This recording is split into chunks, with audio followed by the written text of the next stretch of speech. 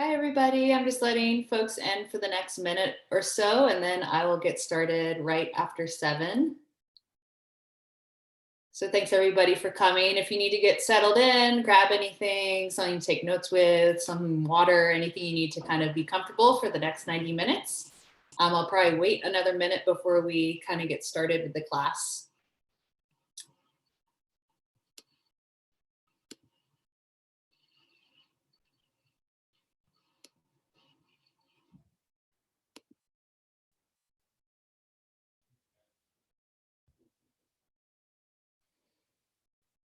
All right, well, it looks like kind of the first wave of people came in. We have kind of a smaller group tonight, which will be nice. I think it'll give us a little bit more opportunity to interact with each other. So I'm just gonna make a couple quick announcements before we actually jump into the class. So for those of you who don't know me, my name's Adra Lobdell. I'm the education specialist for Golden Eagle Audubon Society.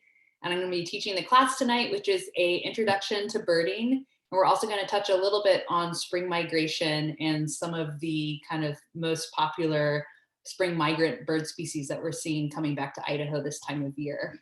Some things to note is we are using the webinar feature of Zoom. So what that means for you as a participant is your volume is muted and your video will be turned off for the duration of the class. So the only person you'll be able to see and hear is me, the presenter.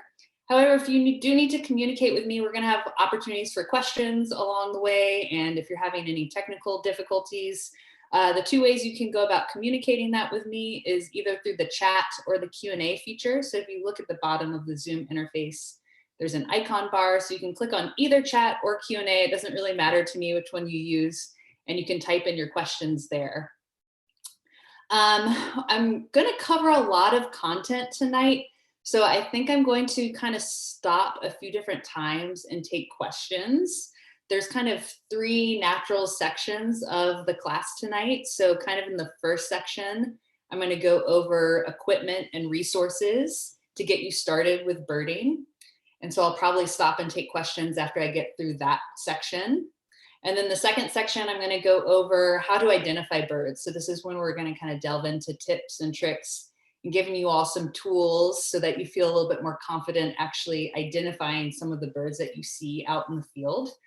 And then I'll take questions after that section. And then kind of the third and final section is when I'm going to talk a little bit about spring migration and some of the cool bird species that you can see in the Boise area this time of year. So I think kind of breaking it up and answering questions along the way will kind of make it a little bit more digestible. And then that way you're not just hearing me straight lecture for about an hour. And also, in case you were wondering, we are going to record the class tonight. So if you want to rewatch it, or if you need to leave a little bit early, I will be emailing the link to that recording to you all following the presentation. And we're gonna have the link be up for 2 weeks. So you have a couple weeks to rewatch it if you want. I'm trying to think what else. I think that's pretty much it before we get started. So if no one has questions, I'm also gonna have a few polls along the way just to make it a little bit more interactive and so I can learn a little bit more about your background and kind of your experience with birding. So if no one has any other comments or questions, I will go ahead and jump in.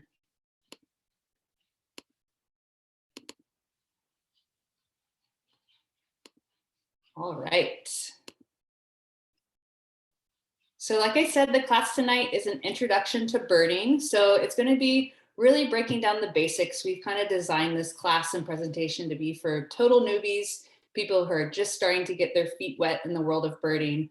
So we're really going to kind of go over all of the basics. I kind of already talked about what we're going to be covering. So hopefully it's going to be a very thorough and comprehensive class for you all as beginner birders. So before I jump into the actual content of the class, I do want to talk a little bit about who Golden Eagle Audubon Society is. So that's the organization that I work for. And so I was actually curious, are any of you, is this your very first time attending a GEAS class or event? Didn't quite type in the whole question, but is this your very first time coming to one of our classes or events?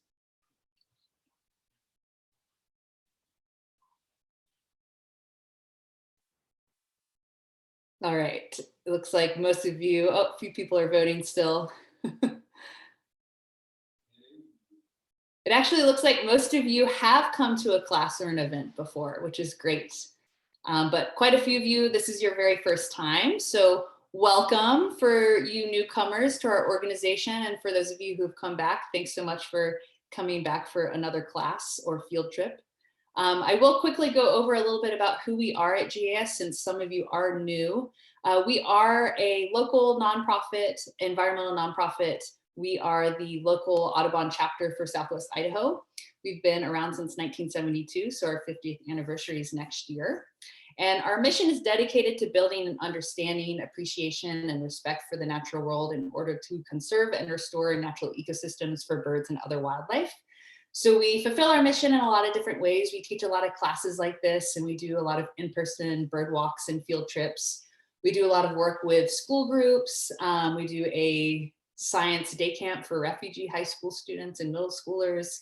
We also do a lot of conservation work where we do restoration in critical bird habitat areas. We also have some advocacy work where we try to make sure bird-friendly laws and policies are being enacted. So if any of this excites you, if you want to learn more about how to get involved with our organization, you can check out our website at goldeneagleaudubon.org. We are also a members-based nonprofit. So if you want to support our mission, becoming a member is a great way to do that. It's only $20 a year. So now let's get into why you all are here, which is to learn about the amazing world of birds. So birds are truly fascinating animals. There are no shortage of amazing birds to see and very fascinating birds. And there's about actually 10,000 species of birds throughout the world. So you can spend more than a lifetime learning and exploring birds. And this slide just shows kind of the amazing array of what birds can look like from all over the globe. But the great news is you don't have to travel very far to experience the amazingness of birds. We have a pretty great variety here in our home state of Idaho. We have about 400 species that you can see here and throughout the entire state. And this is a picture of what some of them look like. So you definitely don't have to travel far from home in order to become a birder and experience the amazing world of birds. So now let's talk a little bit about why would you want to start birding? So there's a lot of things you could spend your free time doing. So what is it that interests you about birds? There's really no wrong answer here. And this is something else where I was kind of curious, maybe what some of your answers are. So you can actually click more than one answer here. I was curious, why are you interested in birding or bird watching? The options are to learn more about birds or nature, to spend time outside, to explore new places and areas, meet new people at bird walks or classes, contribute to community science, or if there's another reason. Like I said, there's plenty of reasons. I did not probably cover them all, but I'm just curious to hear a little bit about what motivates you and what kind of inspired you to come to the class tonight. So it looks like a few people are still voting. I will close it in just a second.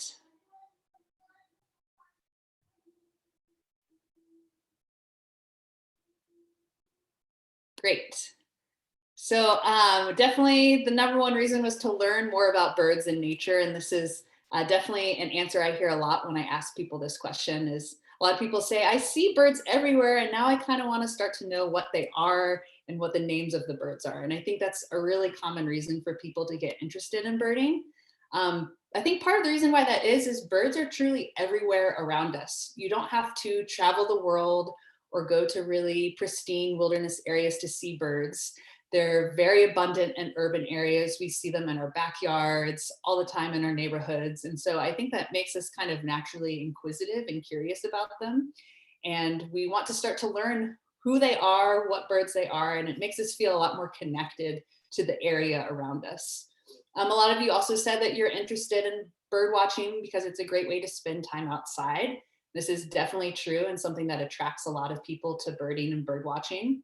One thing I just realized I didn't kind of say in the beginning is I'm using the term birding in this presentation. A lot of people ask me, what is the difference between birding and bird watching? And they are really interchangeable. It's whether you're birding or bird watching, it's just the act of observing birds. I do find that people who are more serious about the hobby refer to themselves as birders or the act as birding. So that's what the terminology I'm going to be using tonight, but just know that it's pretty much the same thing as bird watching. But back to the point I was making is a lot of people get into birding because it's a great way to spend time outside. Obviously, you have to either be looking outside a window or spending time actually out in nature to go look at birds. And the other thing that's really nice about birding is you have to be really quiet and in the present moment to do it, because you're trying to be quiet and observe the birds around you, and you're really using all of your senses. And it's just a really great way to slow down, and it almost has a meditative quality to it. And I think especially in this day and age when we have so much technology in our lives, and there's just so much research showing the mental and physical health benefits of spending time outside in nature, that I think this is something that's attracting a lot of people to birding.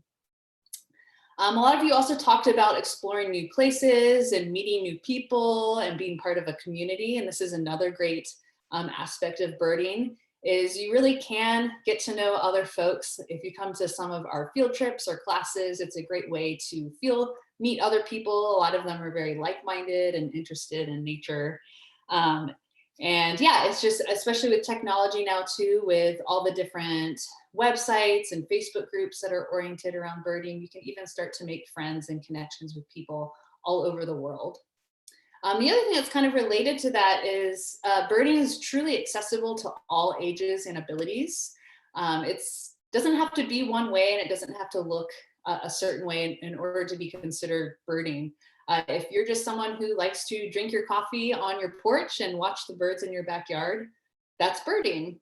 If you're someone who wants to travel around the world and track a life list and be really diligent about seeing certain birds throughout your lifetime, that's also birding. So it can be kind of as relaxed or as competitive and involved as you want. And I think that's something that's really nice, is it's really accessible activity for most people. So now let's talk about what you need to get started. So it's really only two pieces of equipment that you truly need to get started with birding. And that is a decent pair of binoculars and some sort of field guide. It could be digital or hard copy. And there are other accessories and bells and whistles that you can invest in, but the binoculars and the field guide are really what's truly essential in order to start getting your feet wet and dipping your toe into the world of birding. So I'm going to first talk about binoculars, and I was curious if we have another poll of, there we go. I want to know how many of you already own your own pair of binoculars.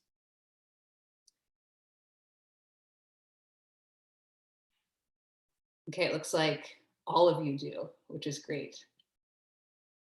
So maybe I won't go into as much detail, but I will talk a little bit about picking a pair of binoculars, and just so you all are kind of aware of which kinds are kind of ideal for bird watching or birding. So as a lot of you probably know, since you already own your own pair, is binoculars come with what's called a spec.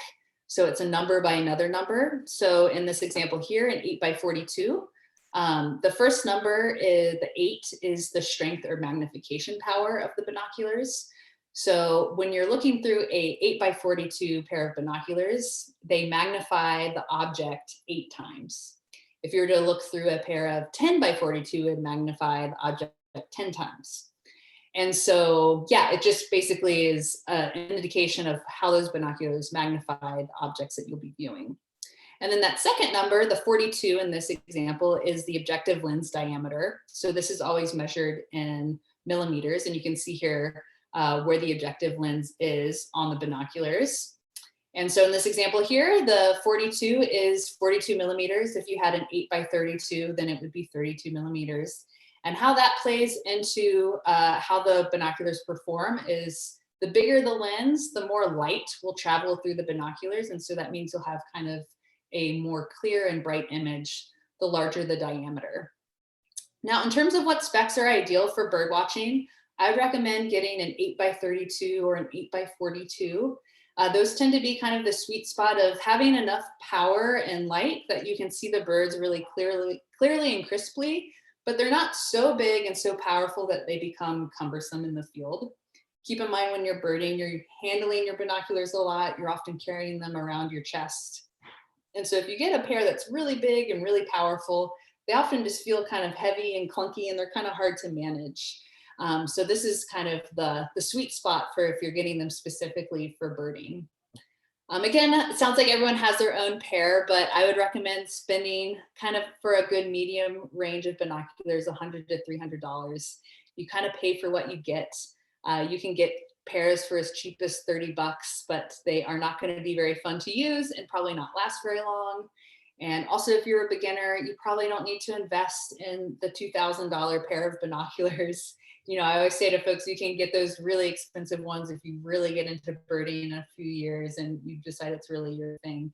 But it's probably going to be like too much binoculars for you. And you don't necessarily need something that expensive to be able to get out and enjoy it.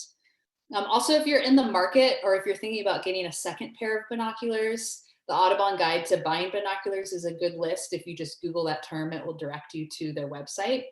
And you can actually, on that website, click your price range, and they'll have a list of their recommended models in that particular price range. So that's a great resource if you need another pair, or if you're going to buy a pair for somebody else.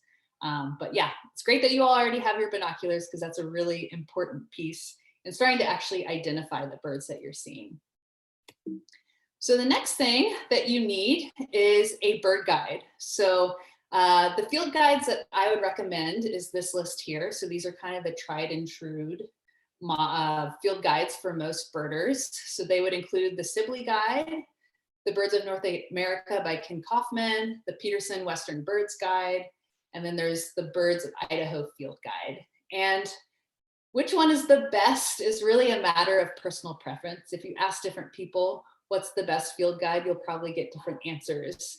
They're all laid out a little bit differently and they all have different types of images. So what I recommend for people, if you're just getting started, is try to borrow as many of these as possible. A lot of them are available at the public libraries.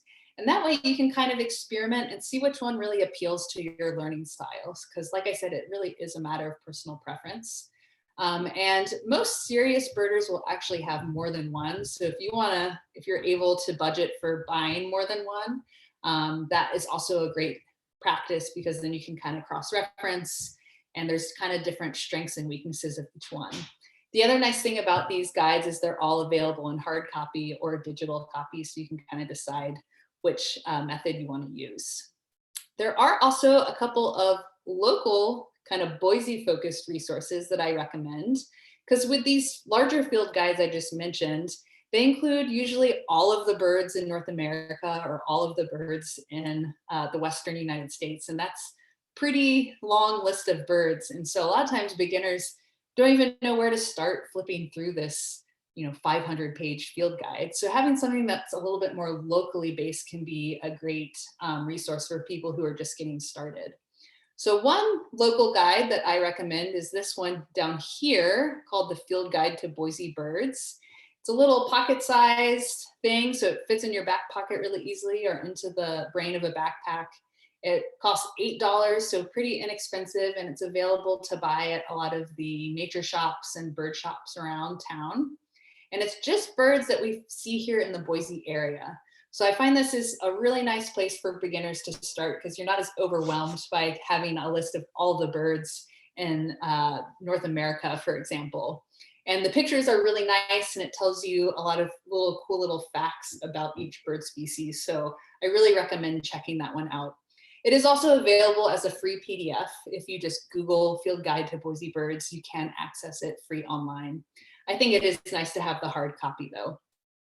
Another free local online resource is actually on the Golden Eagle Audubon website. It's called the 15 Common Birds of the Boise River. So it's a little free guide we made that is based on kind of the most common birds you see along the Greenbelt. And so it's really easy to print out at home and have with you and refer to. So definitely check that one out as well. Another local resource, if you are a Facebook group user, is the Idaho Birding Facebook group. This is a great place to kind of get to know some other birders throughout the state. And a lot of people have great success with, if you see a bird and you're not sure what it is, if you can post a photo or some details, people on there are really helpful and getting you the right information so that you can make a correct identification. And then it's also just a great place to see really cool photos people are taking and stay a little bit connected with birders throughout the state. And then, you know, in this day and age, we always have our smartphones with us. So I think downloading apps to your phone is also a really great resource. And several of them are free, which is nice. So kind of the two main ones that I would recommend would be the Merlin Bird ID app and eBird. And so the Merlin Bird ID app is actually produced by the Cornell Lab of Ornithology. You can see the icon here in the bottom right corner of the screen. And this again is a really great tool for beginners because you can utilize the app to either upload a picture of a bird that you saw or answer a few simple questions like where was the bird, what color was it? And then the app will generate a list of possible bird species. So again, I find this is really helpful for people who are just getting started where you see a bird and you're not even really sure where to start looking in your field guide. You can always turn on Merlin, answer those few questions, and then start to see their list of possibilities. Kind of similar is a website called eBird. So it's available in both a web browser version as well as on a smartphone. You can download the eBird app. And this is a really handy resource if you're interested in tracking birds that you see, if you want to start making lists and keeping track of all the different species that you're observing. On eBird, you make an account and then you can track your trips, which is really nice and handy. And then if you do see a bird that you're not as familiar with, you can click a link on that bird's name and see all types of information like photos, their range maps. It's kind of like having a field guide on your phone. The other nice thing about eBird is, for example, if you know you're going to go to a certain area, so say you know you're going to go birding up in Holes Gulch in the foothills, you can look up Holes Gulch on eBird and it will show you all the birds that people have been reporting in that location recently. So that's also really handy. It gives you kind of an idea of what birds you can expect to see in a certain area. Also kind of similar to that, if you want to see a specific bird species, if you're trying to find a great horned owl, for example, you can look up that animal or that species on eBird and see where they have been reported in your area, and then you can head out to those spots. So really, really handy resource. So now I'd like to talk a little bit about when to go birding. And the great news is that you can really go out birding any time of day. Different bird species are active at different times. Some are nocturnal, active at night. Some are diurnal, active during the day. And some are more active in what we call the crepuscular hours, those transitionary times. But really, whenever you have a spare moment, if you head out, you're likely to see birds and you can see different things at different times of day. That being said, kind of the most reliable time to go out birding is in the earlier morning. You'll notice that a lot of our field trips and classes at GEAS tend to be in the morning time. That's just because it does tend to be a little bit more active than other times of day, but that certainly doesn't mean if you're not an early riser that you can't see a lot of birds later in the day. Things to avoid would be like a windy or rainy day, just because birds like us don't really like to be out and about when it's wet or cold or windy. They tend to bed down, and so I would not recommend going out in inclement weather. Also, when it's really hot, in our really hot summer months, heading out in the middle of the day, again, they're just like us. They're not going to use a lot of energy to be out in the heat, so I wouldn't recommend going out in those really hot days either. And then in terms of time of year, again, we have birds here in Idaho all times of year. So there isn't really like a best or better time, but some exciting times would be migration, which is, we're actually experiencing spring migration currently, and I'll talk a little bit more about that in the presentation. And then the other migration period is the fall time, specifically like mid to late September through October.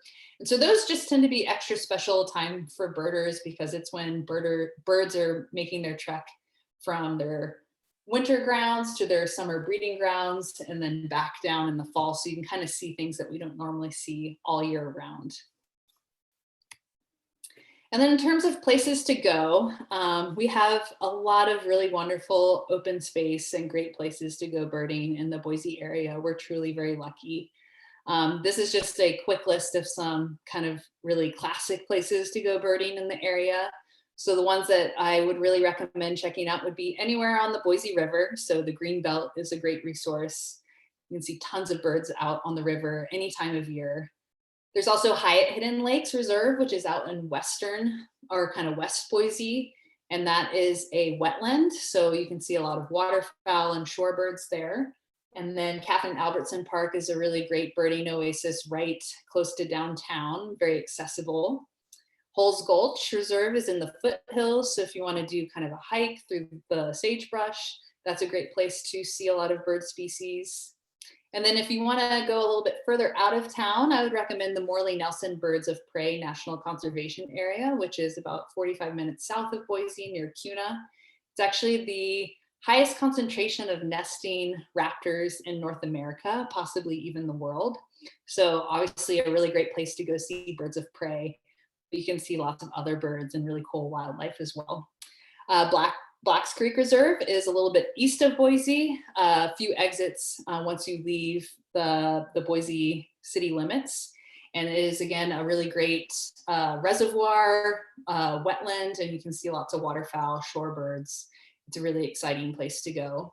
And then the last place I'd recommend is Deer Flat National Wildlife Refuge, which is out in Nampa. There's a lake and lots of other bodies of water. So again, a great place for waterfowl and shorebirds. So now I want to talk a little bit about tips and tricks for when you actually head out birding and kind of best practices.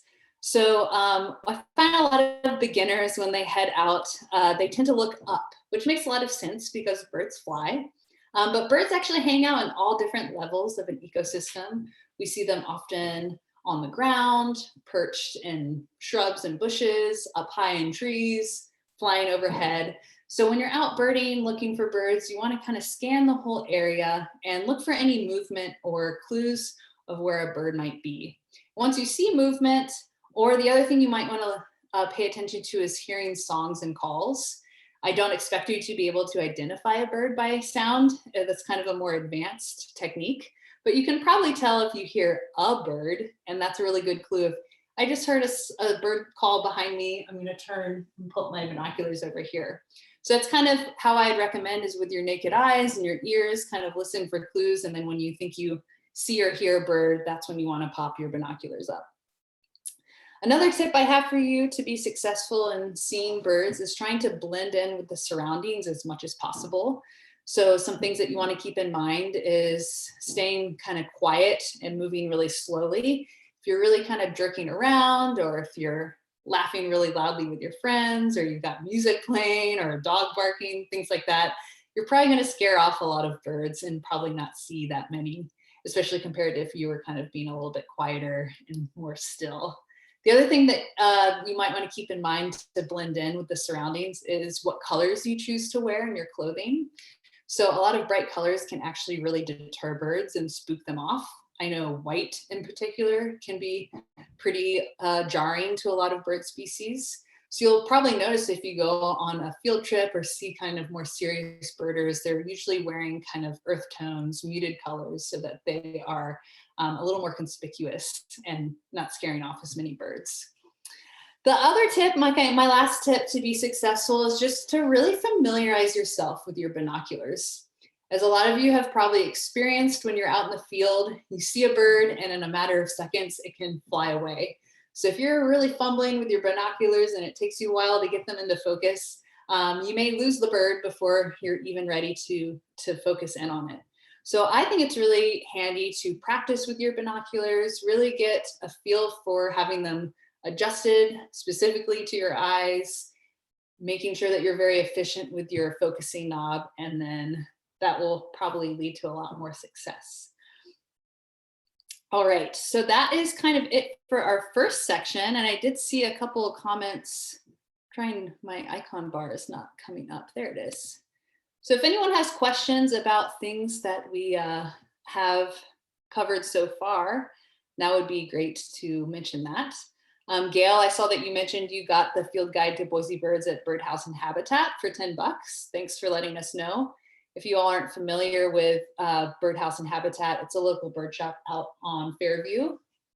And there's also Wild Birds Unlimited, which is on Overland, and they definitely carry that book, and it is handy. And to answer, Gail had a question if GEAS leads trips to the Morley Nelson Birds of Prey. We do, not all the time, but we do occasionally do field trips.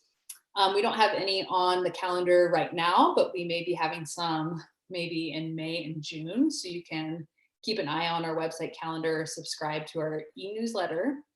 And then they also have a great, there's actually staff out there. So they sometimes do bird walks and classes and things like that out in the area. Anyone else have questions about resources, tips and tricks? Any other things we've gone over?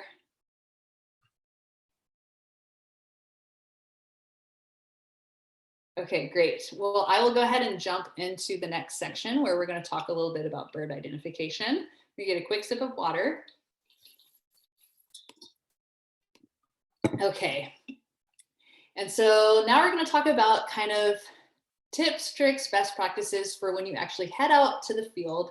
How can you actually start figuring out what the birds are that you're seeing? How can you identify and name them? And this can actually be a very frustrating process. I find a lot of beginners get really overwhelmed. And that's because identifying birds is really tricky and it takes a lot of practice. There's a lot of reasons why people bird for their whole lifetime, because it's kind of a lifelong practice and it takes a lot of skill and kind of getting the hang of it, if that makes sense. And I think this cartoon does a really nice job of kind of encapsulating. I'm sure a lot of you have experienced this. Of as soon as you bring a bird into your binoculars, they fly off. And yeah, I find that a lot of times I like flip through my field guide and I feel like I have a good understanding of what a bird might look like.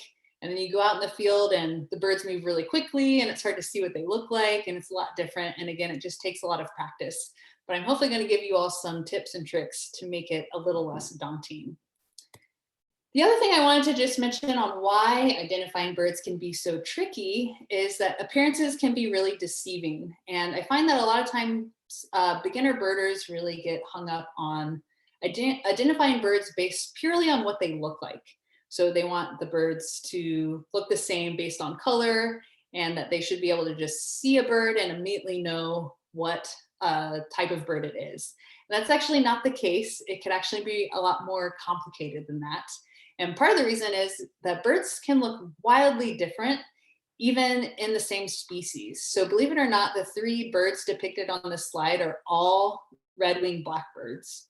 So this top picture here is what most of us think of when we think of a red-winged blackbird, which is an all-black bird with a classic kind of distinctive red patch on their shoulder. And that's a breeding male red-winged blackbird.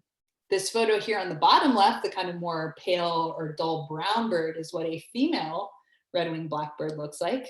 So you can see here it is not black and it has no red on it.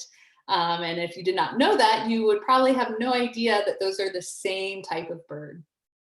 And then this photo here on the lower right is what a juvenile or non-breeding red-winged blackbird looks like. So you can see it's a much duller black, not as a vibrant red shoulder marking. So I like to show this picture because it just shows how variable appearance can be for a bird based on if they're breeding or non-breeding, male or female. And so there are a lot more factors to consider than purely what the bird looks like when you're trying to identify something. So the 4 keys to bird identification, the 4 things you should consider when you're trying to identify a bird is the shape and size, the color pattern, the bird's behavior, and their habitat. And you want to kind of, well, how I kind of describe when you're trying to identify a bird is it's really kind of a process of elimination or deductive reasoning where you're using these 4 keys to kind of reduce the number of options of birds until you hopefully land on just 1 or 2 birds that it could possibly be.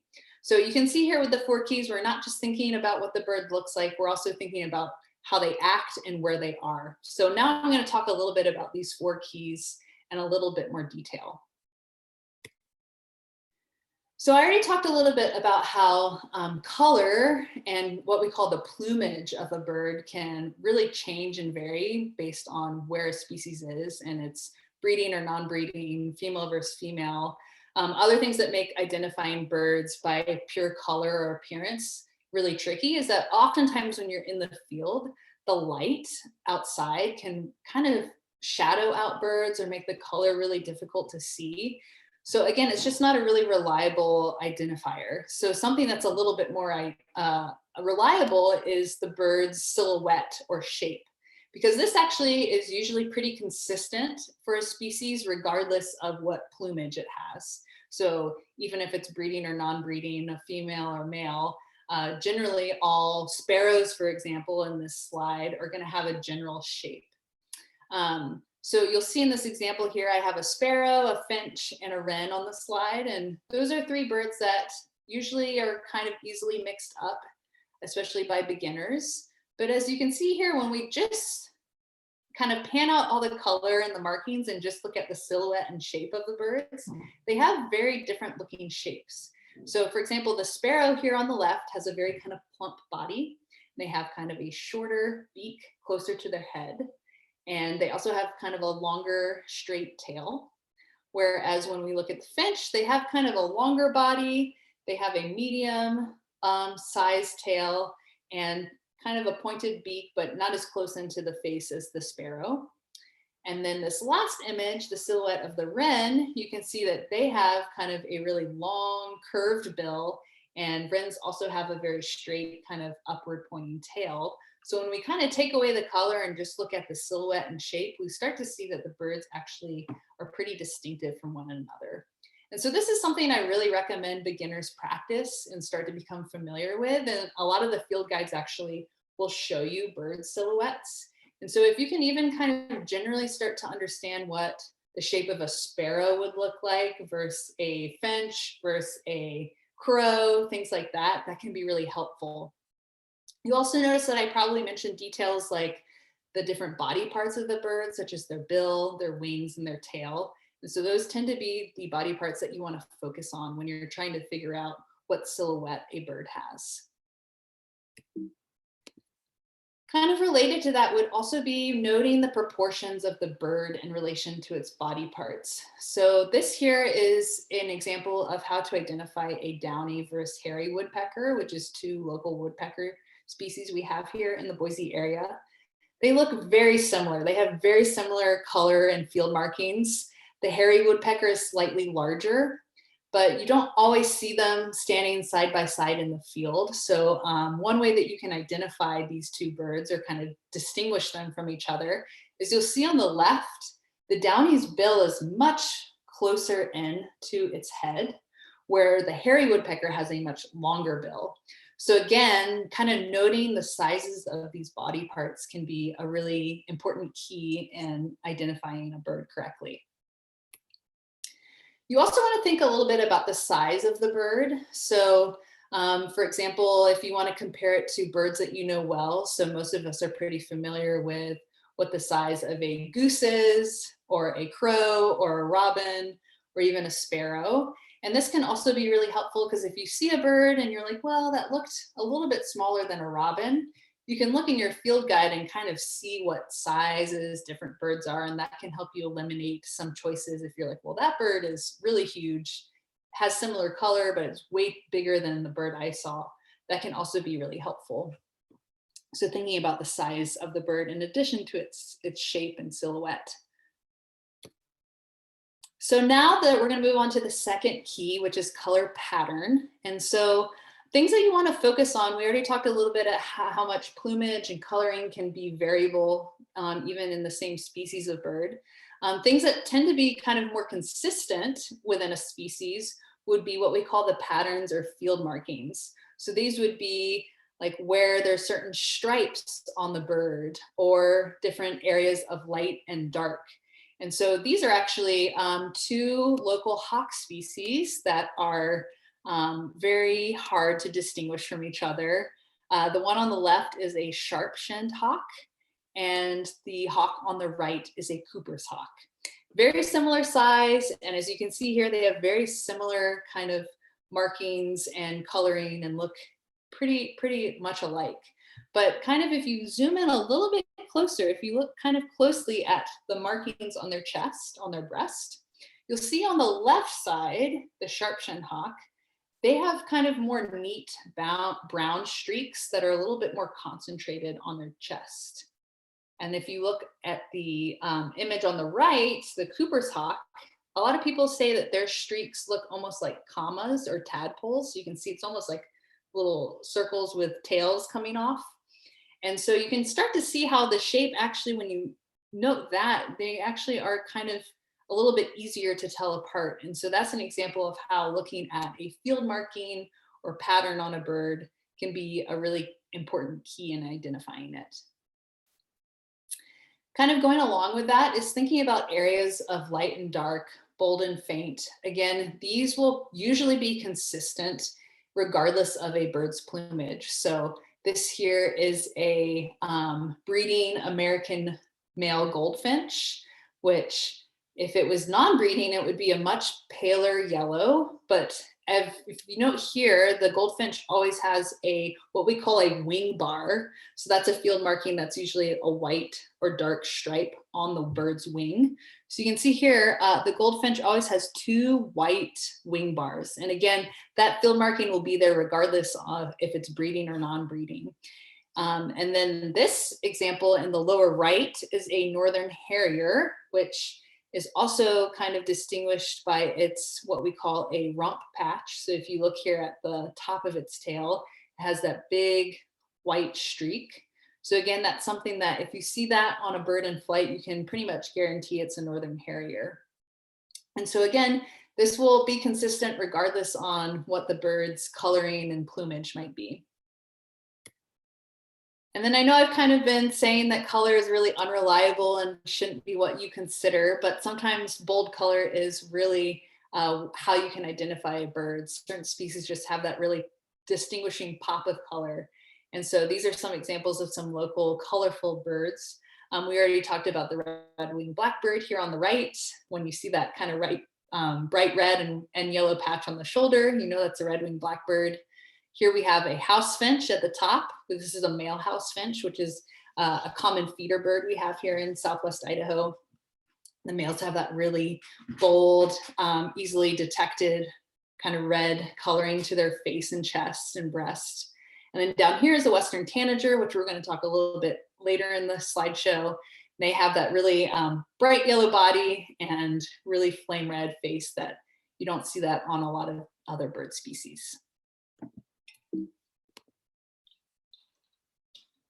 So the third key is behavior. And so behaviors of birds really encapsulates how the birds move and how they stand and posture. And this can actually be pretty particular to certain birds. You'll start to, as you get to know the different birds we have here in Southwest Idaho, you'll start to kind of recognize their different personalities, how they move, how they kind of stand, and you'll start to recognize them, kind of similar to how you can recognize friends or family members from across a room just because you're so familiar with their mannerisms and the way they walk and things like that. It's very similar with birds. It does tend to be pretty consistent among species. So an example of posture is how a bird typically stands. And again, this can be very distinctive for certain bird species. So this example here is a red-breasted nuthatch. And they are almost always posturing facing down a tree, which again is pretty distinctive. If you see a little bird doing that on a tree, you can probably be certain it's a nuthatch. Another thing is the movement of birds. A lot of bird species have very distinctive ways that they look for food, distinctive ways that they fly around. And so I did want to show you a quick video of a spotted towhee, which is a bird species we have, and they have a very distinctive hop and scratch that they do on the ground. So again, this is something, if you saw a bird on the ground and saw that very distinctive hop and scratch, that'd be a really good key or clue that it could be a spotted towhee. So let me pull up the video for you.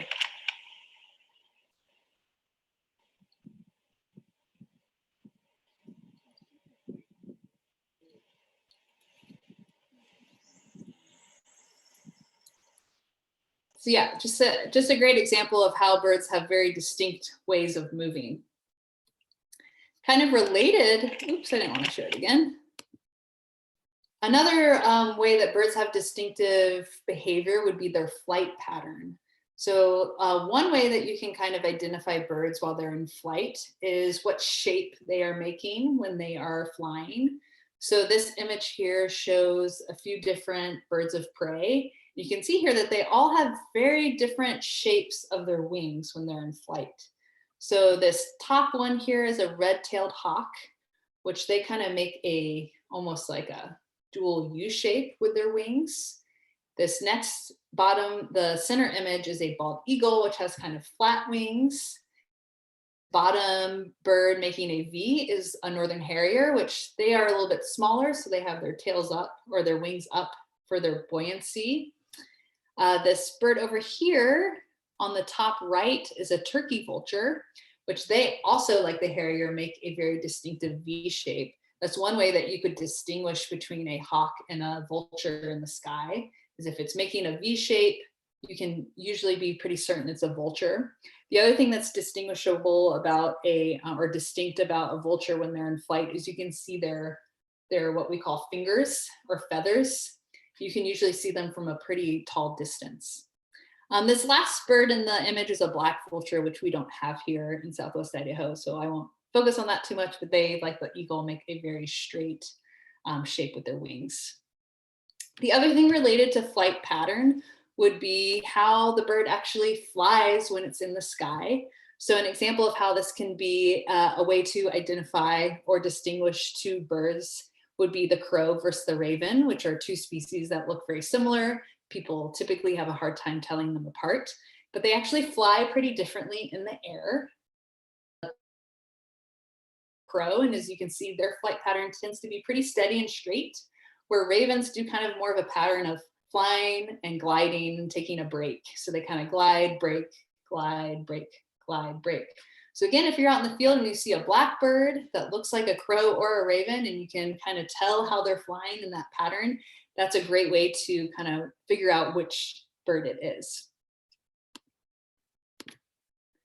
The other thing related to behavior is what we call flocking. So birds tend to have kind of more social personalities or more solitary personalities. And again, this can be a really great key to identifying if you can kind of get to know which birds tend to be a little bit more social and hang out in groups, and which ones tend to hang out by themselves. So a great local example of this would be the American goldfinch versus the yellow warbler. So you can see here, the goldfinch is usually in a flock. You are typically going to see it with at least one other goldfinch, sometimes in larger groups. Whereas a yellow warbler is much more of a loner. They are typically seen by themselves. So if you're out birding and you see a big flock of yellow birds, you can pretty much rule out that it is likely a warbler and might be something more like a goldfinch. So that covers it for habitat. We're moving right along through the last key, which is habitat. So habitat is the environment or ecosystem that certain birds prefer to live in. So this is also a really great way to start to understand what types of birds you can expect to see in certain areas, because certain birds do have preferences for certain habitats. So for example, here in this image, we have the great blue heron, which is a shorebird. So you're typically going to see herons along the river or near bodies of waters like ponds and lakes. However, you probably, if you're at the greenbelt, wouldn't expect to see this other bird, which is the greater sage grouse. As the name suggests, these birds like to hang out in the sagebrush steppe. So you're going to see them more in the open ranges where there's lots of sagebrush. And then this upper image here is a northern flicker, which is one of our local woodpecker species.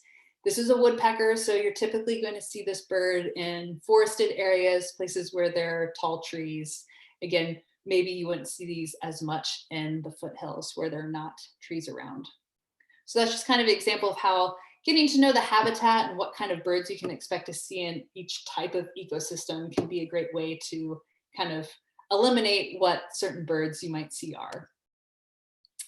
The other thing kind of related to habitat is trying to understand where birds are at different times of year. So kind of two great resources would be to look on eBird, the app and website I mentioned earlier. Merlin also has this feature. If you look in this image here, you can actually look at different bird species and see how common they are in the area at certain times of year. So if you can see in this example, if we look at the mallard, you can see in this image on the graph that they are pretty consistently seen throughout the year. They are a year-round species.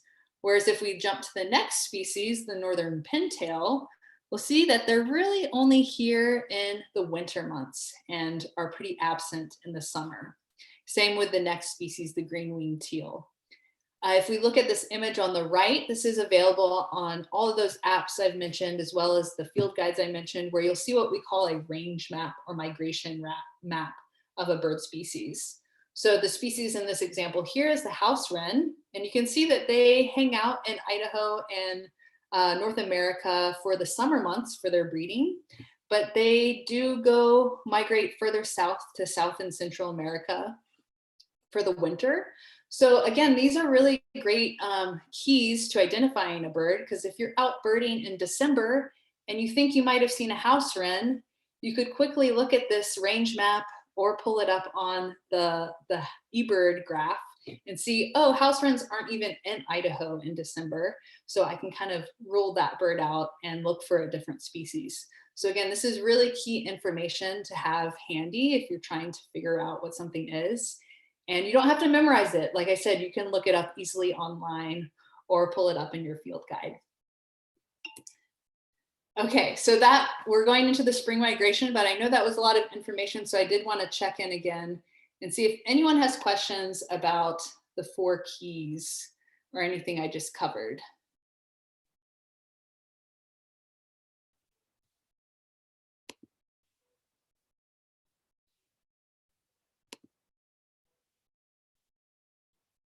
No? That's good. It probably means I'm doing a good job covering the information. Hopefully that was very helpful for you all. Like I said, it's a big process, but having all these different tools in your toolkit will help you, I think, feel a little bit more confident and kind of know where to start when you're trying to identify birds. So if no one has questions, I'll go ahead and jump into spring migration. So I did want to touch on this because we are kind of in the midst of spring migration right now. And so we're starting to see a lot of birds starting to come back to Idaho after they've been gone for the winter. And so migration here typically peaks from mid to late April and usually lasts through May. So that's why I kind of wanted to highlight it in a few of the exciting spring migrants that we're seeing starting to come back, because you may see them if you head out birding in the next week or two or through the end of the month in May. So migration is something that is very closely associated with birds. It's something that a lot of bird species do. In fact, more than half of the 650 bird species in North America are migratory. And so it's a really amazing phenomenon and something really cool that a lot of birds do. And a lot of you probably understand what migration is, but in case you need an overview, it's the process of when birds move from an area of decreasing resources to an area of increasing resources. And kind of the 2 main resources that birds are in search of are either food or nesting locations. And so it does vary species to species, but kind of the common migration pattern that migratory species do here in Idaho is they come up to Idaho for their summer breeding, or sometimes we get birds that stop over in Idaho before they continue up to Canada or Alaska for the summer. So they may stop over here for a short period of time, but they'll usually hang out here in the summer and enjoy a lot of the insects and food sources, flowers, seeds, things like that. And then once our weather starts to turn a little bit colder and those food sources start to deplete and their breeding is over, then they will usually head further south, sometimes as far as Central and South America. Sometimes they go further east. They generally will go to a different part of the country or the world that has kind of more access to those resources like insects, flowers, seeds that they like to eat. And then they'll come back the next spring. So that's kind of the typical migration pattern for a lot of the migratory species we have here in Idaho. I did also want to mention this image here is from a website called Birdcast.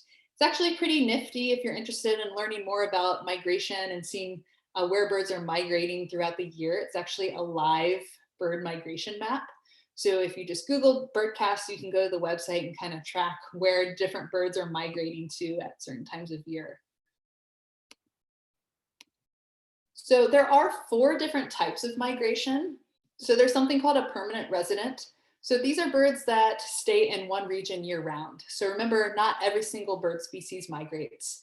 So some will just stay here in Southwest Idaho and you can see them at all times of year. And this is the house finch, which is one of our year-round residents.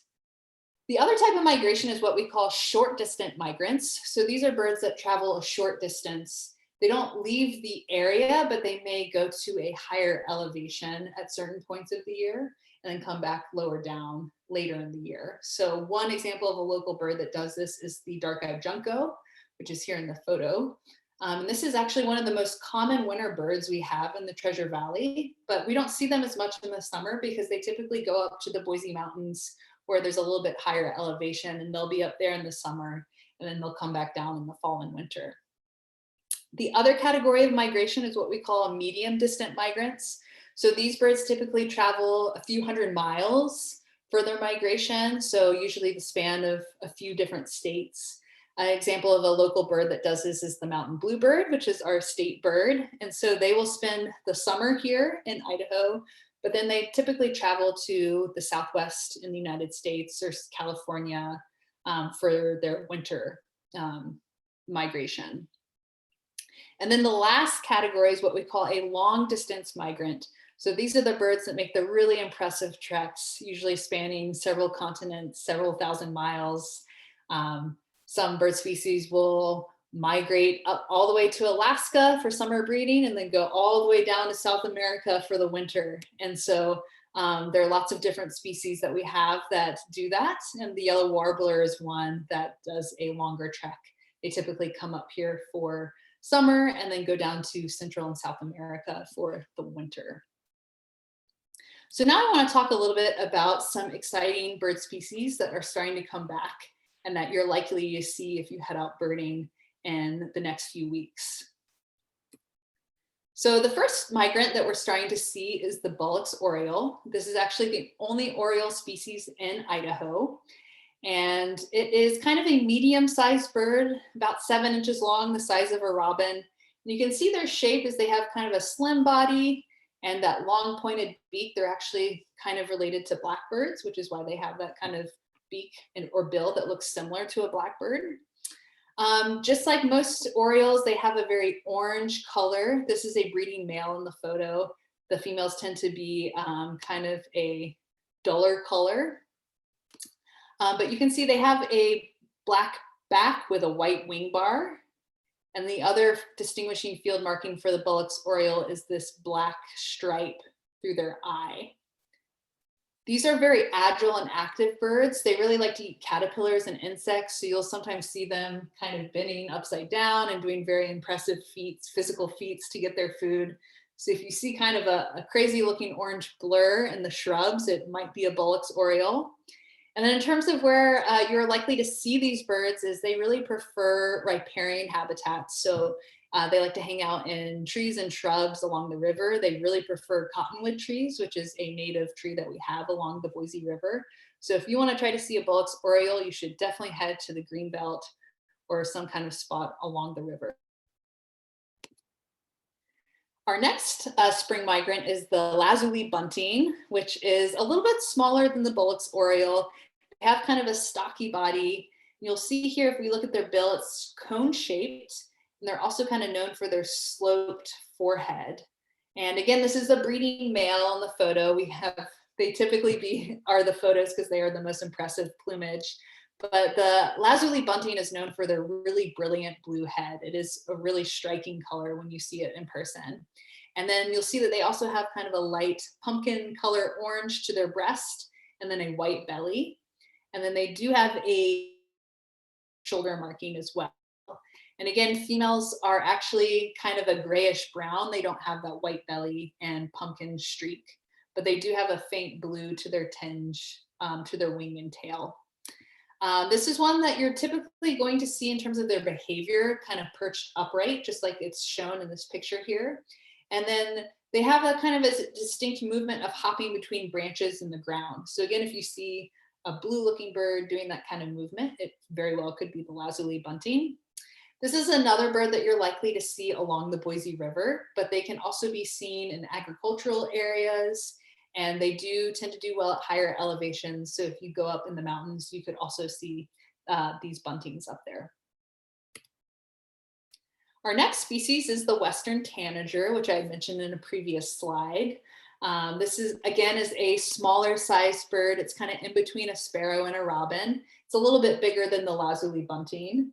But they have kind of a stocky body, short bill, and a medium tail. And you'll see that they also have 2 white wing bars.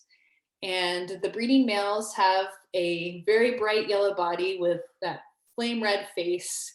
And the females, again, are a little bit duller, and they still have some yellow, but it's kind of more of like an olive green, and they'll have less red than the males on their face. In terms of their behavior, these are very slow and methodical foragers. So you're not going to see them being all agile and crazy like the Bollocks Oriole. These are insect loving birds. So sometimes you'll see them in flight kind of go in and swoop and catch an insect. Another kind of distinguishing behavior trait of the Western tanager is the males are often singing. These birds like to be in forests. However, they do also like open shrubs and kind of more open country. So I do see these from time to time out in the foothills and the sagebrush, and you would be likely to see them in any kind of forested area, especially if there are coniferous or pine trees around. The last birds I wanted to focus on is everyone's favorite, which is the hummingbird. So we are starting to have our hummingbirds come back. If you're someone who enjoys putting out hummingbird feeders, then now is a great time of year to start putting them out, because they do tend to come back to Idaho in mid to late April, and they stay through September and October. And we do have actually 8 hummingbird species in Idaho, and there are about 4 or 5 that you can see here in Southwest Idaho. But I wanted to just focus on the 2 most common, which are the black-chinned hummingbird and the calliope hummingbird. So you'll see here the black-chinned have a black head with a purple throat, and the females actually have kind of more of a green metallic marking. And then you'll see in the calliope, which is actually the smallest bird in the United States. So if you see a really tiny hummingbird at your feeder, it is likely a calliope. And the males have this very distinctive pink throat coloring that you can see here in the picture. And you can't see the hummingbird's back, but they have a green back. Females will also have that green back, but they do not have the pink throat marking. So like I said, if you put out hummingbird feeders, you can see either of these at those.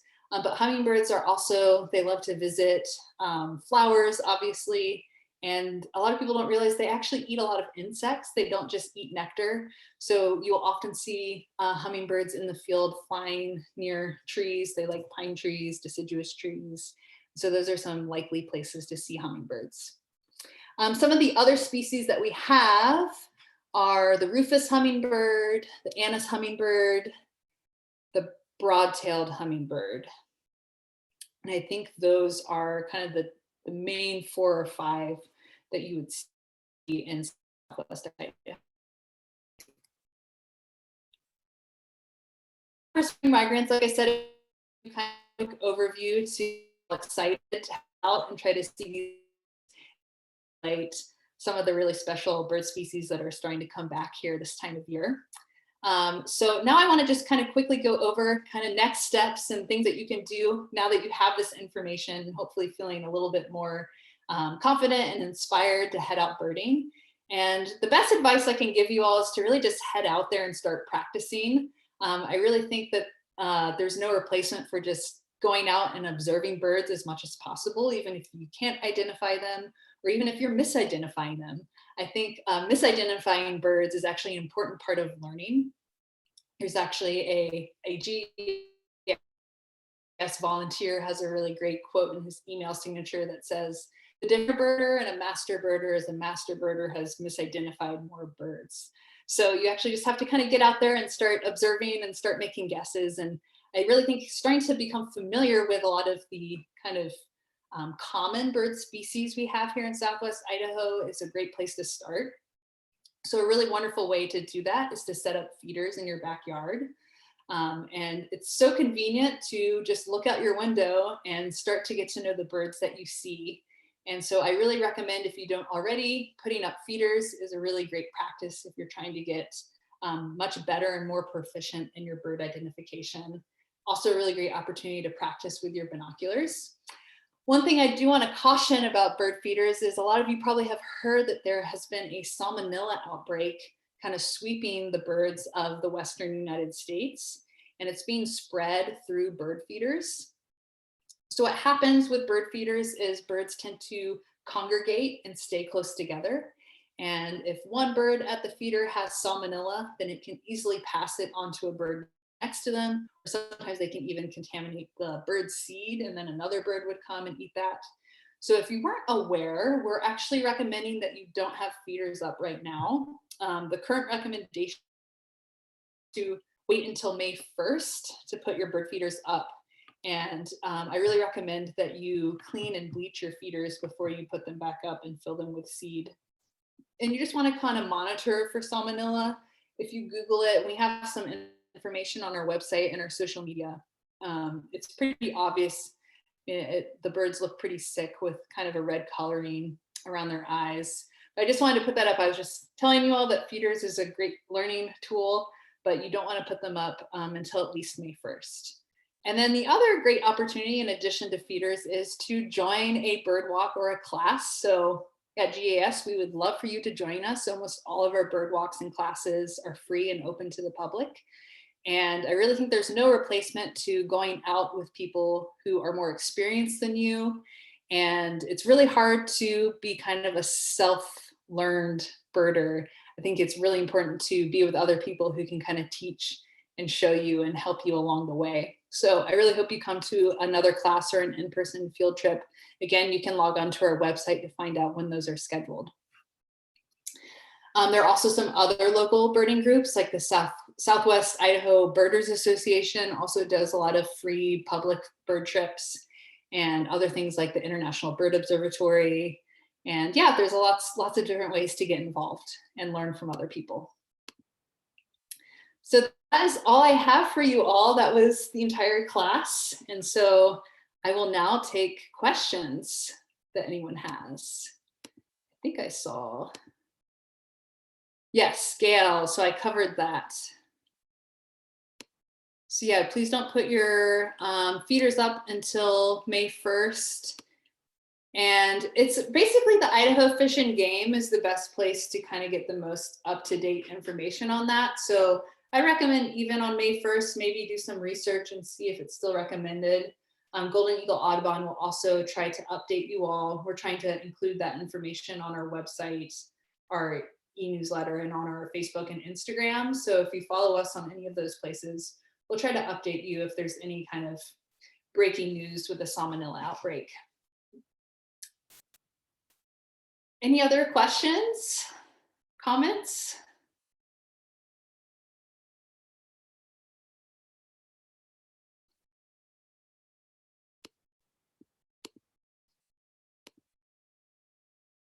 No.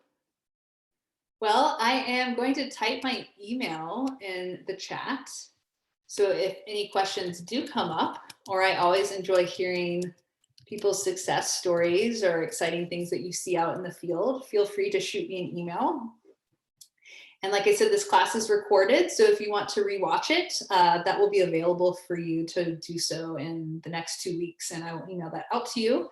But otherwise, thank you so much for coming to the class. And I hope you all learned something and feel a little bit more confident and inspired to head out birding. So, okay, thank you. And I hope everyone has a great evening and take care.